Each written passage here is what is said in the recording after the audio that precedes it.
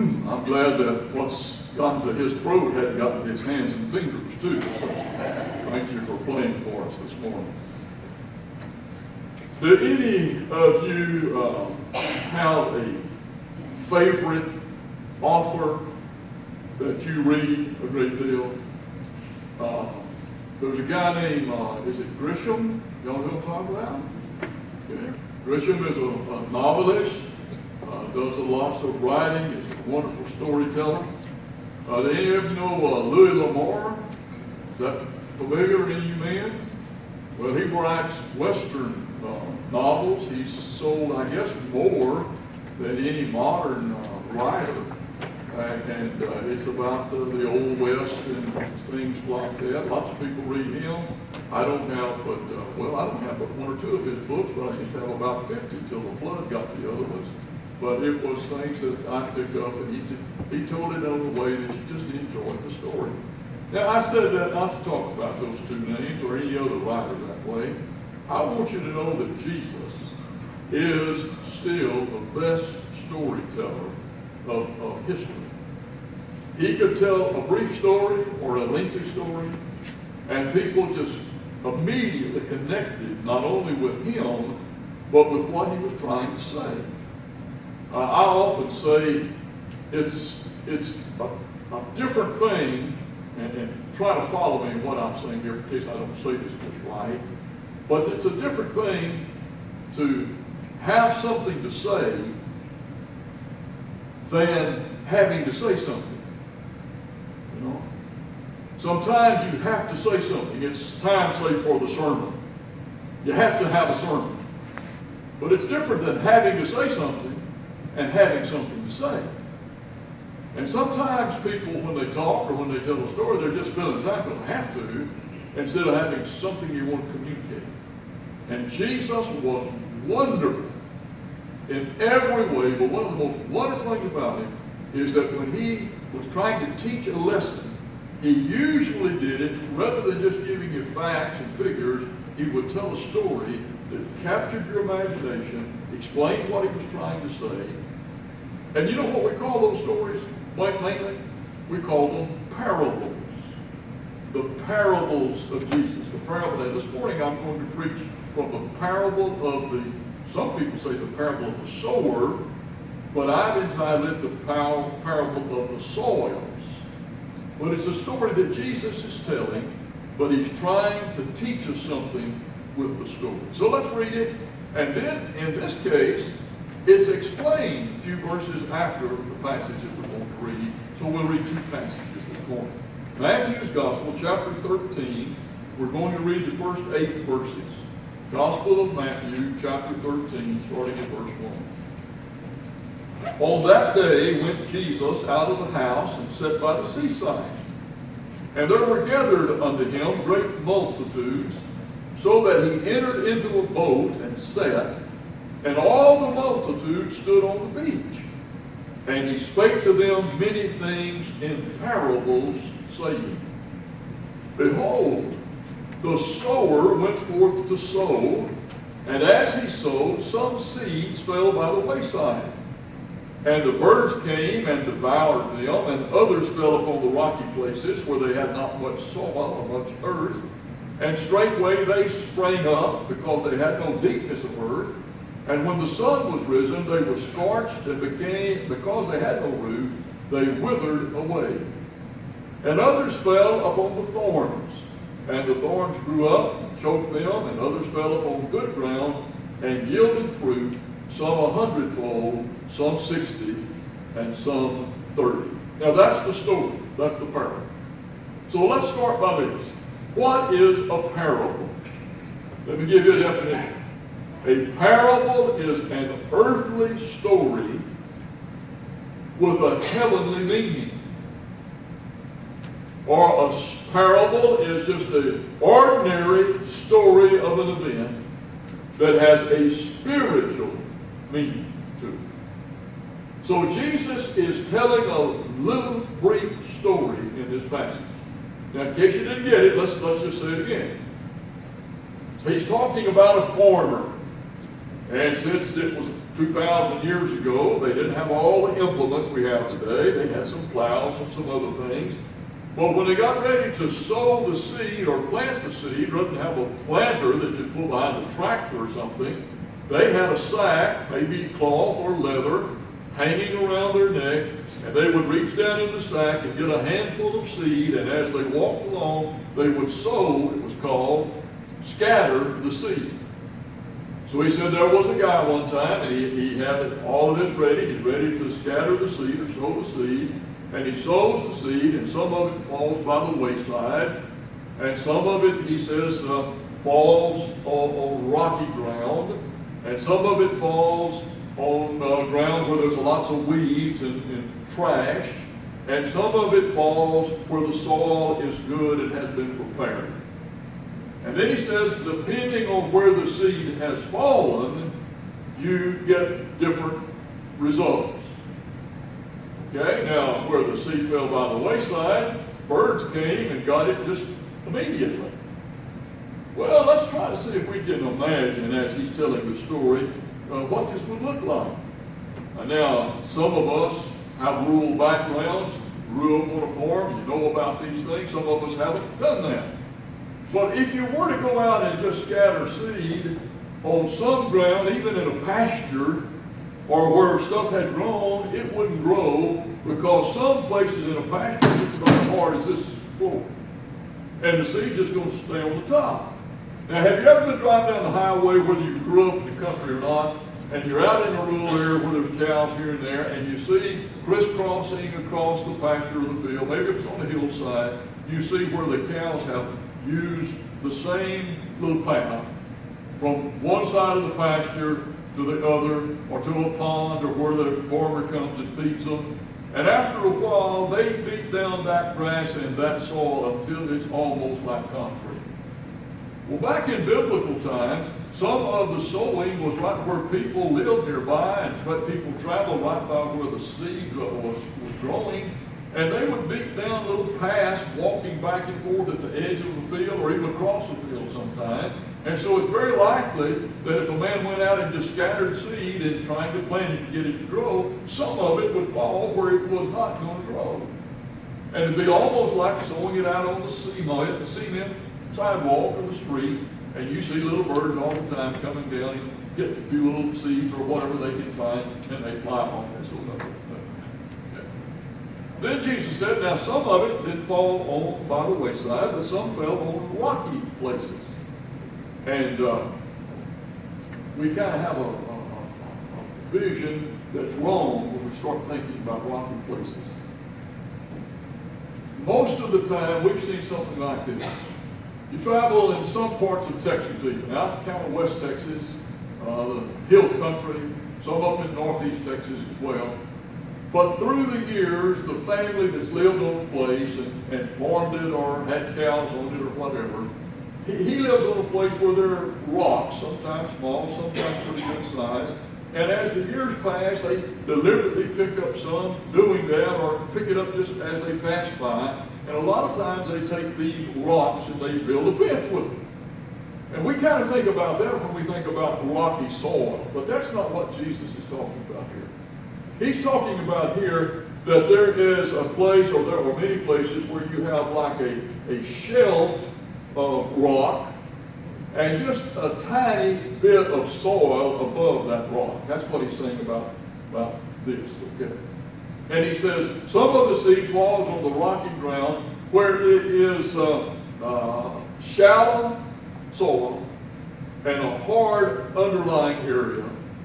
And anything that would fall on that is going to spring up quickly, but because it has no depth of soil, it can't put roots down, as soon as the sun comes up and it gets hotter and dry, the seed, even though it may have sprouted and started to grow, is just going to just about be killed as soon as it gets up a little bit and realizes the heat and the dryness, because it's a rocky soil and not much happens. And then he said, there's an area that some of the seed falls on that he talks about having some other kind of growth already there. He says in this translation, thorns. It fell upon the thorns, and the thorns grew up and choked them, and just nothing happened.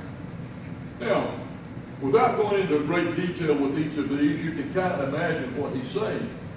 Have you, at your house, do you have places where it's hard to get grass to grow, but weeds grow real easily? I'm not much of a yard man. Now, the problem is I'm the only yard man Jeannie has, so if it gets done, I do it. But I don't have a green thumb, as you can see. Well, there are places around our household, that weeds just seem to think it must be paradise. I don't water it. I don't fertilize it. I don't try to keep people from walking on it. But there's always weeds there. And if any grass infringes on the weeds, pretty soon the weeds choke the grass out and it's still nothing but weeds again. So Jesus said there was some of the seed that fell on places like that. And then he says there were some other places that had good soil and some of the seed fell there. Now in his story, and it's just a story, and one of the reasons, and there are two things I want you to catch, and if you don't get anything else from what I'm saying this morning, remember this about Jesus' teaching. He could always tell a story that you would be interested in because you can understand it. Sometimes preachers, get up and we give a wonderful sermon and biblical knowledge if you were a scholar and could understand what was being said. But sometimes the preacher doesn't even understand all that, much less most of the congregation. And probably if you could say the same thing trying to teach it by telling a story that everybody would grab onto immediately, you'd get the point. Jesus was expert in that. Everybody that heard him talk about this had seen a farmer with a sack of seed hanging over his shoulder, walking out in his field, sowing the seed. They'd seen that. And they had noticed that some had fallen on hard ground, and some on this, and some on this, and there were differences.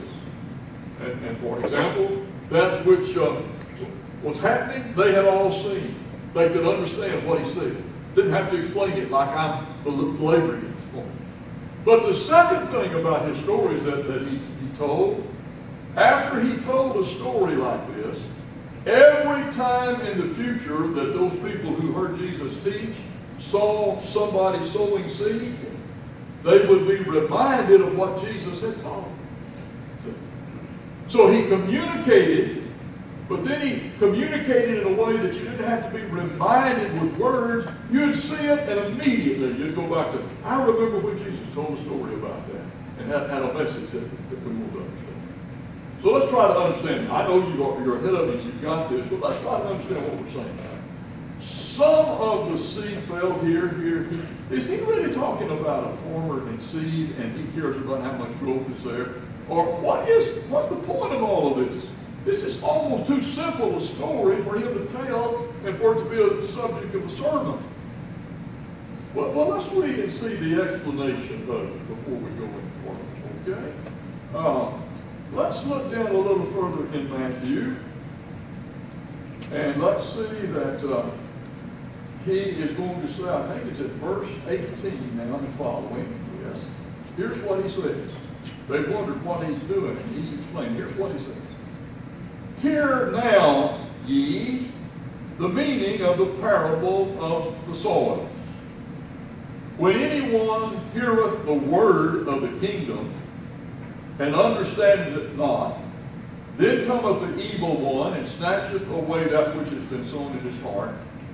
This is he that was sown by the wayside. And he that was sown upon the rocky places, this is he that heareth the word, and straightway with joy receives it, yet hath he no root in himself, but endureth for a while. And when tribulation or persecution ariseth because of the word, straightway he stumbleth. And he that was sown among the thorns, this is he that heareth the word, and the care of the world and the deceitfulness of riches choke the word, and he becometh unfruitful. And he that was sown upon the good ground, This is he that heareth the word, and understandeth it, who verily beareth fruit, and bringeth forth some 100-fold, some 60, some 30. Do you catch what he's doing? He's saying, I'm not teaching you about soil and seed and forming. I'm warning you that how you hear what God says is mighty important. And sometimes God speaks either through Jesus or the Bible or a preacher today or through music or a fellow believer. Sometimes God speaks and people hear it just about like the seed that falls on the sidewalk. They hear the noise that the vocal cords are making, but they don't even pay any attention to what's being said. He says if you have the opportunity to listen and to hear, and all you hear is noise, and it makes no difference to you, and you don't think about it, and it's just wasting time, it's kind of like the seed that falls by the wayside. Birds come take it away, they're no good at all. Sometimes, now I hate to tell you this, but sometimes the preacher realizes who's sitting out there asleep instead of listening. It's a good sermon. What I'm saying is right. Jesus said it. And you're thinking about lunch, bills to pay, trip to go take, ball game this afternoon or tonight. You know? And it's like when seed is sown in the concrete. Nothing happens. I get amused. Sometimes people sleep through your sermon, and then when they leave, they say, that was sure a good sermon this morning, preacher. And I'm thinking, how do you know? You were asleep the whole time, you know. Well, I'm not trying to be ugly. I'm just trying to keep you awake. Wake up, man. Get what we're saying here. All right, the point is simply this. Sometimes when God speaks, and we hear the noise, and we might even for a moment, but nothing really comes from it. And so people like that are somewhat like the path that's been trodden down, hard as a rock now. Seed is on it, the birds get it, nothing happened at all with the seed. Birds were happy, but that wasn't the point of the farmer didn't go out to feed the birds. He planted his seed to get them to grow, to have some life, you know, and make some money and live. And nothing happened. So you get that point as the explanation says. It's the hearer. Some people say, and I've called this morning, you can do it in one, this parable of the sower. Some call it the parable of the soils where it failed. Some call it the parable of the hearers, because that's the meaning.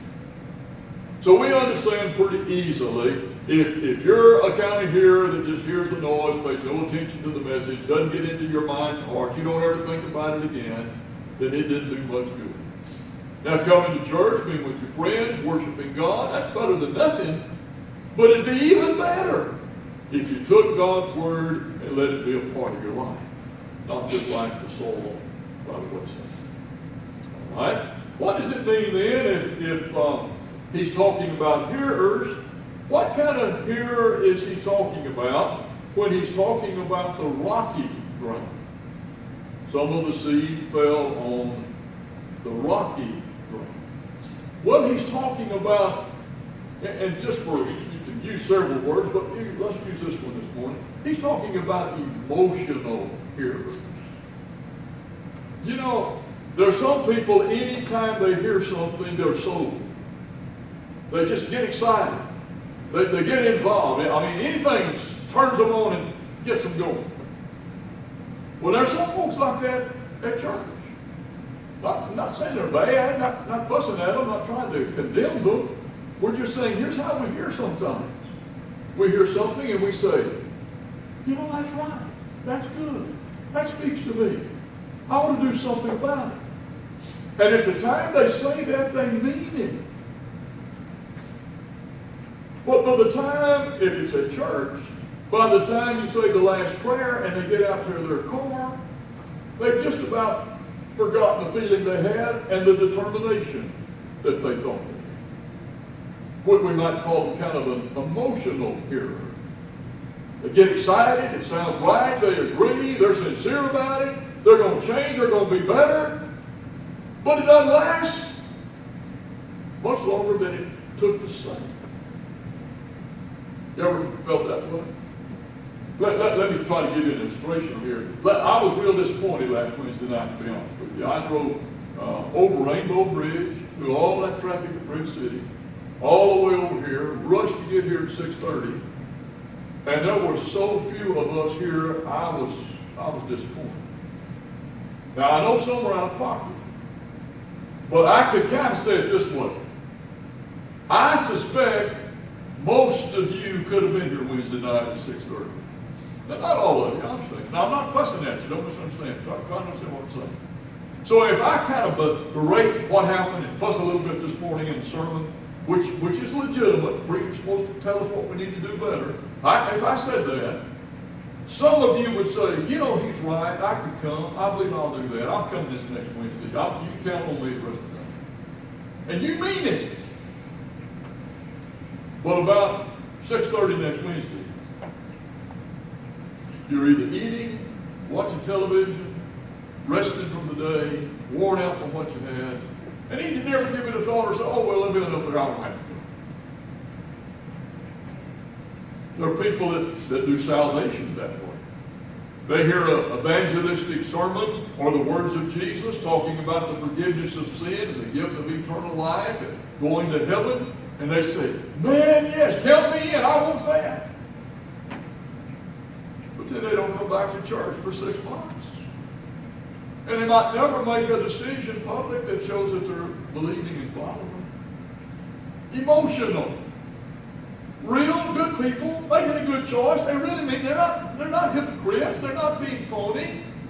It's like the seed that falls in a rocky place, and there's just a little bit of topsoil, and once the root gets down to the rock that's right under it, it just can't grow. It doesn't get any root. It doesn't get any bigger. It doesn't get stronger. And the heat of the day and the lack of water, pretty soon it just dries up.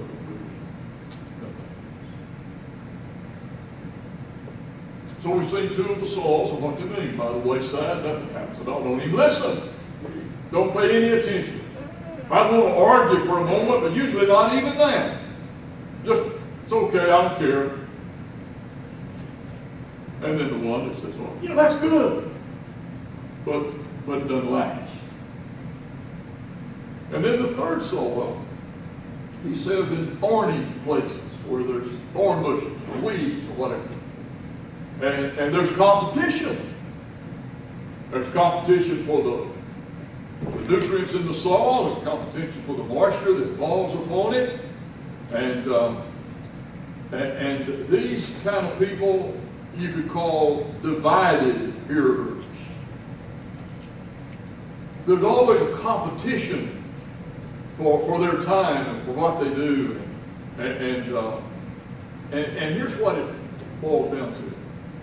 These people are a little bit better than the first two we talked about. These people hear and think about it, and it makes sense, and they're going to do better, and they really mean it, and they're sincere about it. But then when they get out there, other things choke and crowd out what ought to be done. Just like the weeds or the thorn bushes keep the seed from becoming the plant that would produce the fruit that it could have done. It gets choked out. Of course, it says the best thing I could ever do in my whole life was to let Jesus come into my heart and make a public decision, be baptized, and follow him. And he means that. He said, that's right. If I do that, I believe I'd be better off.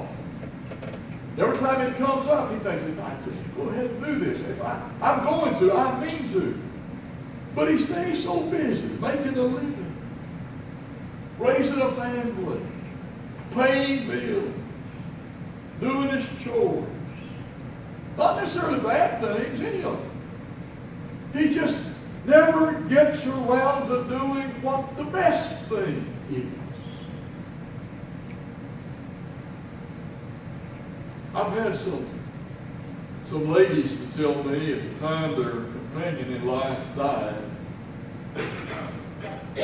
Some very nice things about their husbands. He was a good husband. He was a good daddy. He was a good wage earner. He was very considerate. He took care of his parents. He was a good neighbor. He did this. I believe that. You know, the only thing that he didn't do, he never became a Christian. He never consciously said, you know, I'm a sinner. And sin is bad enough that God had to send his son from heaven to earth, and Jesus had to die on the cross. I'm a sinner. He never said it. Boy, he might have thought it. But he never, from what we know, he never let Jesus come into his life. He never became his Lord and Savior. He just thought it and meant it, but he got too busy with all the other good things and sometimes bad things. And that's a picture of the seed that falls on the thorny ground. Now, I've said them all several times, but one more time. Some seed fell by the wayside. Nothing happened. The birds got it almost the time it hit the ground. Nothing happened. That's the way some folks hear God's word, what they get out of church. No matter what it was, half said, good or bad, everybody else may think it was wonderful. They heard it, but do it some other time. It's gone. Or the one who hears and they get excited and yes, they're all for it, but it lasts about as long as the service does, and it's gone before they get the car. And then some falls where it's stony, rocky, ledge, topsoil, not much. One and the weeds and the other, doesn't happen to either one. But then there is the fourth that Jesus talked about. He said there is some good seed, good soil. Same seed on all of it, on this good soil. It catches and takes root, and it makes a good root, and it gets sturdy, and it grows, and there is production, and there is harvest in time. And did you notice he said in there, there's 30 and 60 or 100 fold. I don't know how many bushels he's talking about, but he's saying the growth and the production and the harvest, not the same in everybody's life. But there can be some production and some harvest and some success in everybody's life. Never think that you don't count because you can't do what somebody else can do. And never think you're too important to count if you think you do it better than everybody else can do. God expects just you to be you and to do what you can do with the opportunities that you have. He's got lots of ways to show us he treats us all the same, appreciates what we do, we'll all do the right thing. Now, I'm not on anybody, don't want to fuss at you about this, but let's just use an example we all know about. How do we pay for things in church? Let's say we've got a project and we're going to place it and say, let's all give. Well, some of you could give $10, let's say. But you could never give $100. And there's some other folks that could give $1,000 or $10,000 as easy as you could give 10. Or maybe you could give 10,000 as easily as somebody else could give 100. So if we all gave the same amount, would it be the same sacrifice? Or if we all gave the same amount, would it be equal the way we're financing? And so God had a plan. It's so simple. He said, well, why don't we all give the same percentage of what we make? We call it the tithe. Church members don't like to hear sermons on it. Now, they don't mind if they give their money, but if they don't give their money, they think the preacher's butting in and being nosy. So I don't know who gives what. I never have at any church I've ever been in. I was the pastor at the same church in North Orange for nearly 33 years. Until this day, I don't know who gave what to the church. You know, you don't have an idea just based on how they are. But I never looked at financial records. I don't know who gave 10% or none. I don't. So I can say this completely honestly. I don't know how much you give. I don't want to know. I won't ever know. But God knows about all of this. I will tell you, we're behind right now because Jean's been sick. But when I do an interim like with you, the tithe of what you pay me, I'll get it back here. And the other income that we have, we'll tithe on it and give to the church where our membership is. So, in a way, I'm kind of saying to you, I'm doing it here, so I can ask you to do it with me so we can do what needs to be done. But God had a plan. Everybody give 10% of their gross income, then we're all equal. And if yours turns out to be $1 and somebody else $1 million, you both did the same thing. I'll tell you a silly story, and it is silly. The preacher said there was a man in his church one time that as he was a young man, family growing, had a little business, it was doing well, he tithed. He was tithed at first years ago, $10. That was 10% of 100. And then he got better and bigger. He was giving hundreds of dollars and thousands of dollars in tithe and tithe. And one time, it got to he just quit giving. And it hurt the church because the man was doing quite well. And so the preacher went to him and said, I have a problem. Don't mean to be ugly, don't mean to butt in, but you've always been a good giver to the church, and now you just quit completely, and it's making a big dent in what our income is as a church and what we can do. And so the man said, well, preacher, I'll tell you. He said, it wasn't too hard to give $1 when I was a kid if I got $10 or something. And when I made 100, it wasn't hard to give $10. And when I made 1,000, it wasn't hard to give 100. And when I gave 10,000, it wasn't hard to give 1,000. But he said, preacher, I'm making so much money now, if I gave 10% of that, it would just be too much to give. You get what he's saying? I'm getting rich, I'm making so much, but I can't tithe now, it's too good to give. So he told the preacher, he said, pray for me, will you? The preacher said, I sure will. I'll pray that your business starts failing and you get back to where you only made 1,000 and you get 100. But no, I don't want you. You catch the silly point there. You're too good to me. You're so good to me, I can't tithe. It was easy to tithe when it wasn't much. But when it's as much as mine would be now, I can't do it. Well, 10% is 10%. Now, I'm not fussing about tithing. You need to be a good steward. I'm not saying not to. But I'm saying God treats us so it's fair. God is not going to punish me 1 minute for my inability to lead the music. Okay? He didn't give me the talent to sing. He knows I can't do it. I was called to be a preacher when I was 18 years old and licensed and ordained and was pastor of a church when I was 18 years old.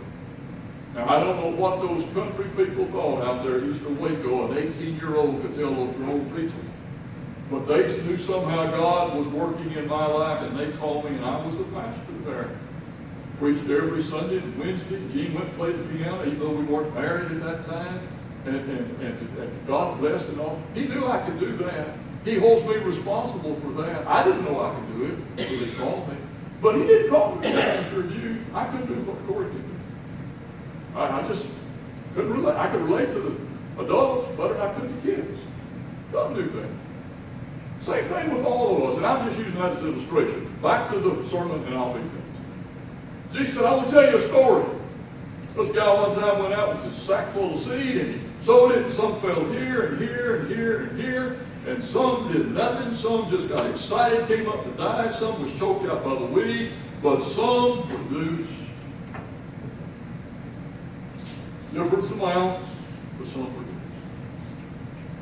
And then when he explained, he said, I'm not talking about seed and a farmer. I'm talking about hearing God's word and what you let it do when it gets into your your ears and your mind and your life. So let me ask you, what kind of soil, what kind of hearer do you think you are?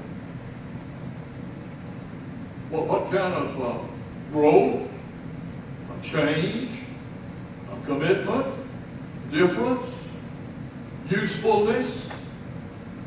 What happens when you come to church? Well, I can tell you this. I'll close after this, but I'm going to tell you what one guy. I had a friend that never did go to church very much, and I played golf with him, and he was my age and had never made a profession of faith, never joined the church. So he started coming to North Orange, came to worship, and then once in a while he'd come to a Sunday school class that I taught. And it looked like, he met everybody, knew everybody, a very personable guy, everything seemed to be going well. And one day he just didn't come back. I still saw him at the golf course and played golf with him. We talked, and wasn't any problem.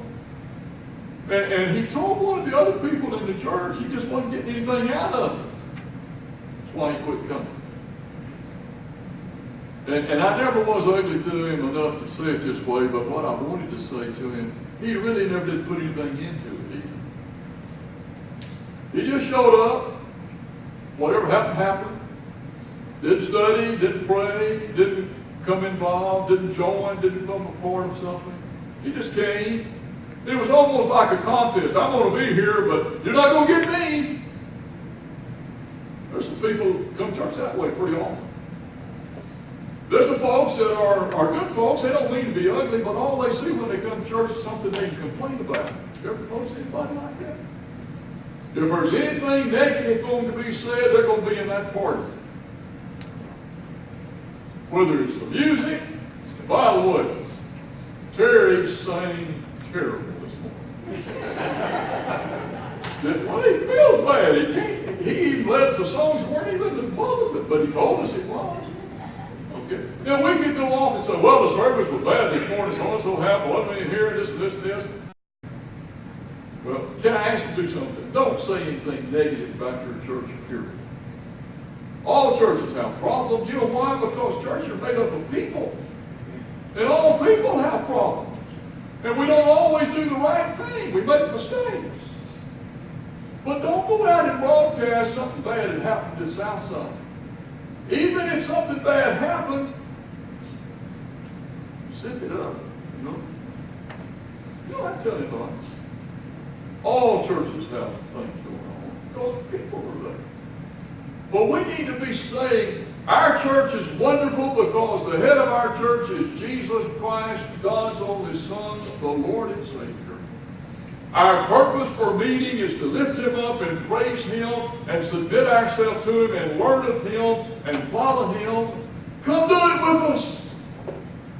It'll make a difference in your life if you'll come be a part of church and God's work. Now it's time to go, and I said I was going to quit twice, and I'm not going to lie. Third time, I'm going to stop. You got the message. Hey, I didn't figure out any of this. You know what we're talking about? Jesus was a great storyteller. If you don't understand what He said, you just don't want to understand. Okay? Now, I'm not going to be like He told it just like it is, and you can't miss it. So the whole load is on you. How do you hear? How do you listen? How do you respond? I like it. It all doesn't depend on the musician or the preacher, or it don't all depend on Jesus, but He takes that load. And He said, here it is, now what are you going to do? So let me ask you, is there anything you need to do differently? Could you be a better Christian? Could you be a better church member? Could you be more regular? Could you be more faithful? Well, we all need to look at ourselves. And I'm not fussing at you. Please don't think of it. I'm just trying to encourage you. Hear Him. Respond to Him. Let that growth occur. Oh, you might be surprised what God could really do through you. Let's stand. We're going to have a brief invitation, but since we're not singing wheelchair, just play for us. Do something on the piano, keyboard. And let's bow our heads for just a moment in the congregation. And it's not going to be long, but as he plays and as you think, just ask yourself again, what kind of hearer am I? Do I listen just to argue or complain, or am I trying to learn? And when I hear, how do I respond? And if there's anything God wants you to respond publicly about this morning, you come just in the moment that we have. If not, right where you stand, just say, God, I want to hear you. I want to listen better, and I want you to have your way. If you need to come publicly to join the church or make some decision, we want you to come. If not, just a moment, just one verse. Here is your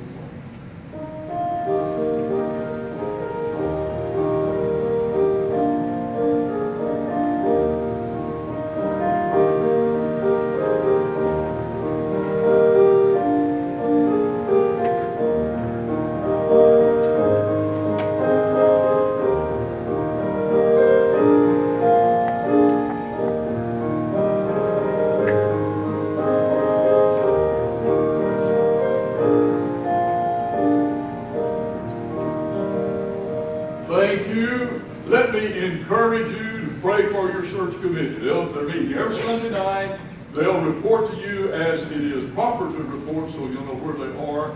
And they wanted you to know they have hundreds of resumes, and they're trying to go through those, and they'll try to bring them down to the number they can work with, the ones that more fit what we need here.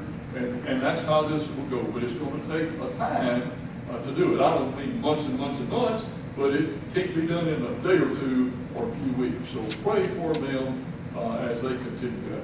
Then let me ask you, if you can come Wednesday night at 6:30, please be here.